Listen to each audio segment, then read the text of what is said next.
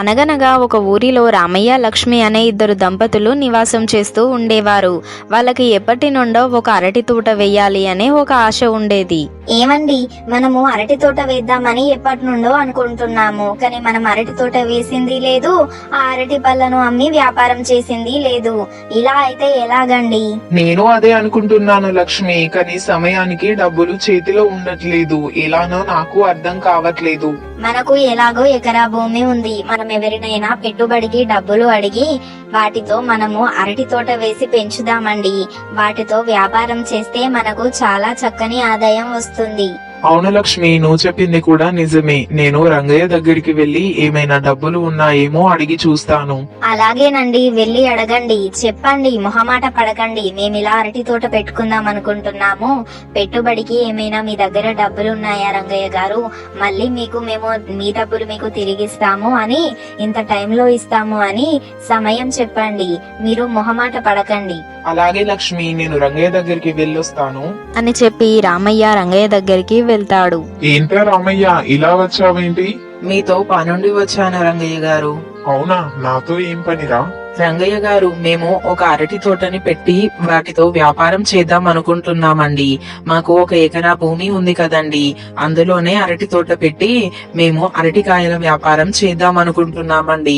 కానీ పెట్టుబడికి డబ్బులు లేక మా ఆలోచన అలాగే ఆగిపోతూ ఉంది రంగయ్య గారు. మీరేమైనా డబ్బులు ఇస్తారేమో, వాటితో పెట్టుబడి పెట్టి అరటి పండ్ల మొక్కలను తీసుకొచ్చి అందులో నాటి అరటికాయల వ్యాపారం చేద్దామని అనుకుంటున్నానండి. మీరు డబ్బులు ఇస్తే మీ డబ్బులు మళ్ళీ తిరిగి మీకిస్తామండి. అవునారా రామయ్య, చాలా మంచి ఆలోచన చేశారు. అలాగేరా, పెట్టుబడికి డబ్బులు నేను ఇస్తాను, కానీ మళ్ళీ నా డబ్బులు నువ్వు నాకు ఎప్పుడు తిరిగి ఇస్తావు? ఒక సంవత్సరానికి మీ డబ్బులు మీ వడ్డీ డబ్బులు రెండూ కలిపి ఒకేసారి ఇస్తాను రంగయ్య గారు.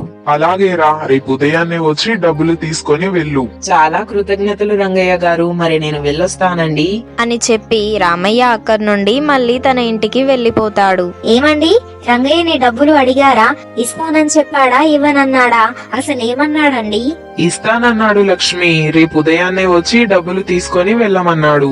అవునా అండి, మనం ఇలా అరటి తోట పెడుతున్నామని చెప్పారా? చెప్పాను లక్ష్మి. లక్ష్మి, రేపు ఉదయాన్నే రంగయ్య దగ్గర డబ్బులు తీసుకొని అలాగే సిటీకి వెళ్లి అరటి మొక్కలని కొనుక్కొని వస్తాను. అలాగేనండి. మరుసటి రోజు ఉదయం రామయ్య రంగయ్య దగ్గరికి వెళ్లి డబ్బులు తీసుకొని అక్కడి నుండి సిటీకి వెళ్లి సిటీలో అరటి మొక్కలని కొనుక్కొని వచ్చి తన పొలంలో నాటుతాడు. లక్ష్మి, మనం మొత్తానికైతే అరటి తోట నాటాము. ఈ మొక్కలు పెరిగి పెద్ద అయ్యేంత వరకు వీటిని చాలా జాగ్రత్తగా చూసుకోవాలి. అవునండి, మొత్తానికైతే అరటి తోట వేసాము. ఇక దీన్ని చాలా జాగ్రత్తగా కాపాడుకోవాలి, అరటి పళ్ళు చేతికొచ్చేంత వరకు. ఏంట్రా రామయ్య, అరటి తోట వేసావా? అవును కాంతమ్మ గారు, అరటి తోట వేసామండి. అదే కనిపిస్తుందిరా, అందుకనే అడిగాను. సర్లే, కానీ ఇవి పెరిగేంత వరకు వీటిని చాలా జాగ్రత్తగా చూసుకోండి. సమయానికి వీటికి నీరు పెట్టండి. అర్థమవుతుందా? అరటికాయలు కాసాక ఎవరో ఒకరు దొంగిలిస్తారు, అప్పుడు కూడా జాగ్రత్తగా చూసుకోవాలి. మీతో అవుతుందారా మరి అరటి తోటను మెయింటైన్ చేయడం? ఇక కష్టపడాలి కాంతమ్మ గారు. కష్టపడందే పంట చేతికి వస్తుందా? కష్టపడితేనే కదా ఫలితం దొక్కేది. ఎందుకని మాతో కాదు అన్నట్లుగా మాట్లాడుతున్నారు? అయ్యో, ఇప్పుడు నేనేమన్నానే, ఆడిదానా? బాగా కోపానికి రాబడితివి. మీరు చూసుకోగలుగుతారా లేదని అడిగాను. దానికి అంత కోపడితే ఎలా? లక్ష్మి, పద, మనకు ఇంటి దగ్గర పని ఉంది. నేను ఇంకా రంగయ్య దగ్గరికి వెళ్లి మాట్లాడేది ఉంది. సరే పద, మనం ఇక్కడ నుండి వెళ్దాం. కాంతమ్మ గారు, పదండి వెళ్దాం. మీరు వెళ్ళండి, నాకు ఇక్కడ పొలం ఉంది కదా, పొలానికి నీరు పెట్టేది ఉంది. మీరు వెళ్ళండి, నేను కాసేపు అయ్యాక వస్తాను. అలాగే కాంతమ్మ గారు. సరే పద లక్ష్మి, మనం వెళ్దాం అని రామయ్య లక్ష్మి అక్కడి నుండి వెళ్లిపోతారు. కాంతమ్మ గారు అక్కడే ఉండి అరటి తోటని చూస్తూ ఉంటారు. ఈ రామయ్య అరటి తోట పెట్టి వాడు మంచిగా బ్రతుకుదాం అనుకుంటున్నాడు. వాళ్ళు ఎలా మంచిగా బ్రతుకుతారో నేను చూస్తాను. ఇది అయితే పెరిగి పెద్దవనియి, అరటికాయలు పడనియి, అప్పుడు చెప్తాను. అరటికాయలని దొంగిలించనైనా దొంగిలిస్తాను, లేదంటే అరటి తోటని నరికైనా వేస్తాను.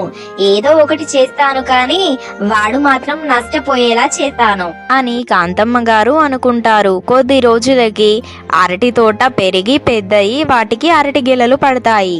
లక్ష్మి, చూసావా మన కష్టం మన కళ్ళ ముందు ఎలా ఉందో? మనం ఎంతో కష్టపడి ఎంతో ప్రేమతో మనం ఈ అరటి తోటని పెట్టి పెంచి పెద్ద చేశాము. ఇప్పుడు చూడు, వాటికి అరటి గెలలు పడుతున్నాయి. అవి పండిన తర్వాత మనము మార్కెట్ కి తీసుకొని వెళ్లి అరటికాయలని అమ్మాలి. అవునండి, మొత్తానికైతే మన కళ నెరవేరింది. ఈ అరటికాయలు పండిన తర్వాత వీటిని మార్కెట్ కి తీసుకొని వెళ్లి ముందైతే రంగయ్య అప్పును ముట్ట చెప్పాలి.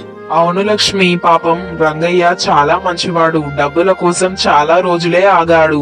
ముందు అతని డబ్బులు అతనికి ఇవ్వాలి, మర్యాద పోగొట్టుకోకూడదు. కొద్ది రోజులకి ఆ అరటికాయలు పండ్లవుతాయి. వాటిని కోసే టైము వస్తుంది. లక్ష్మి, మీరు అరటి పండ్లు ఎప్పుడు అమ్ముతున్నారు? మేము కొనాలని అనుకుంటున్నాము. మొన్ననే మీ తోట వైపు వెళ్లి చూశాను. అరటి గెలలు అన్ని మంచిగా పండ్లు పండాయి. వాటిని మీరు ఎప్పుడు అమ్ముతున్నారు? ఒక 4 రోజులకి కూలీలను పెట్టి ఆ అరటి పండ్లు తెంపిద్దాం అనుకుంటున్నాం సరస్వతి అక్క. వాటిని మార్కెట్ కి తీసుకొని వెళ్లి అమ్ముదాం అనుకుంటున్నాము. మీరు కొనాలి అనుకుంటే 4 రోజులకు మా తోట దగ్గరికి రండి. అప్పుడే చెట్టు మీ నుండి తెంపిన కాయలని మీకు ఇస్తాము. చాలా సంతోషం లక్ష్మి, కానీ మీరు మొదటిసారిగా అరటి తోట వేసి ఆ పండ్లని అమ్ముతున్నారు కదా. నేను మొదటిగా బోని చేసి ఆ పండ్లని కొనుక్కుంటాను, ఓకేనా? అలాగే సరస్వతి అక్క. అరటి తోట మొత్తం అరటి పళ్ళతో నిండిపోయింది. ఆ రామయ్య ఈ అరటి పళ్ళని కోసే ముందే నేను మొత్తం ఈ అరటి తోటని నరికేస్తాను. అప్పుడు వాడు ఈ నష్టాన్ని చూసి వాని హృదయం తల్లడిల్లుతుంది. వాడు వెక్కి వెక్కి ఏడుస్తాడు. అప్పుడు నా పగ తీరుతుంది. వెంటనే వెళ్లి ఒక గొడ్డలి తీసుకొచ్చి ఈ అరటి పండ్ల తోటని మొత్తం నరికేస్తా అని కాంతమ్మ గారు అనుకొని ఆ అరటి తోట మొత్తాన్ని నరికేస్తారు. కానీ ఆ అరటి తోటలో ఒక చెట్టు మాత్రము దాన్ని ఎంత నరకాలి అని ప్రయత్నించినా కూడా ఆ చెట్టు మాత్రం తెగిపోకుండా అలాగే ఉంటుంది. అరే, ఇదేంటి, ఇన్ని అరటి చెట్లని నరికేస్తాను, ఈ ఒక్క అరటి చెట్టు మాత్రం తెగడం లేదేంటి అని కాంతమ్మ గారు అనుకొని మళ్ళీ ఆ చెట్టుని నరకాలి అని చాలా ప్రయత్నిస్తూ ఉంటారు. అయినప్పటికీ ఆ చెట్టు ఏమాత్రము తెగకుండా అలాగే ఉంటుంది. ఇంతలో రామయ్య లక్ష్మి వచ్చి చూస్తారు. వచ్చేసరికి వాళ్ళ తోట మొత్తం నరికివేయబడి ఉంటుంది.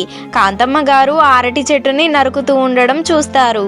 అరే ఏంటండి, ఈ కాంతమ్మ మన అరటి తోటని మొత్తం నరికేస్తుంది ఏంటి? ఈమెకేమైనా పిచ్చి పట్లిందా? ఎందుకు మన అరటి తోటని నరికేస్తుంది? ఏమో లక్ష్మి, నాకు తెలీదు. పద వెళ్ళి అడుగుదాం అని రామయ్య లక్ష్మి అనుకొని కాంతమ్మ దగ్గరికి వెళ్తారు. కాంతమ్మ గారు రామయ్య లక్ష్మిని చూసి అక్కడే గొడ్డలి పడేసి అక్కడి నుండి పారిపోతారు. ఒసే కాంతమ్మ, ఆగవే, నువ్వు ఒకసేపు ఆ చేతికి దొరుకు, నేను చిత కొడతాను. నీకు ఎవడే మా అరటి తోటని నరకమని చెప్పింది? దొంగ మొహన్నానా, ముసల్లానా, ఆగవే. లక్ష్మి, అది ఎందుకు చేసిందో మనకు తెలియదు, కానీ ఒకసారి అరటి చెట్టు పైన చూడు. అరటి పండ్లన్నీ మొత్తం బంగారు అరటి పండ్లు ఉన్నాయి లక్ష్మి. ఈ అరటి పండ్లన్నీ ఏమో నార్మల్ గా ఉన్నాయి, కానీ ఒక చెట్టు అరటి పండ్లు మాత్రం అన్ని బంగారం లాగా ఉన్నాయి అని రామయ్య లక్ష్మి అలా మాట్లాడుకుంటూ ఉండంగా ఆ చెట్టు తెగి అక్కడే కింద పడిపోతుంది. అవునండి, మీరు చెప్తుంది నిజమే.